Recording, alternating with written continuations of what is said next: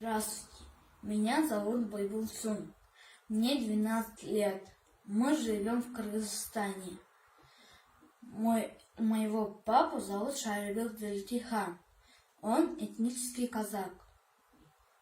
Он работает в китайской компании.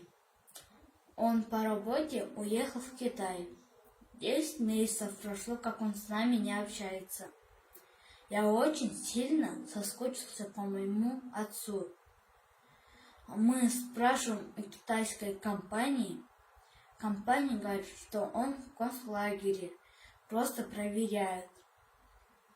Если просто проверяли, тогда дали просто поразговаривать через телефон. Я очень соскучился по моему отцу. Я хочу его видеть.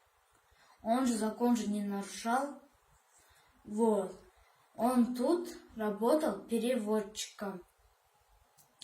Мы с мамой поехали в Казахстан дать жалобу в китайский консул. Китайский консул говорит, что скоро приедет.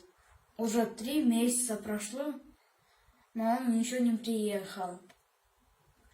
Мы еще поедем в Казахстан дать жалобу китайским консулу. Я очень сильно соскучился по моему отцу.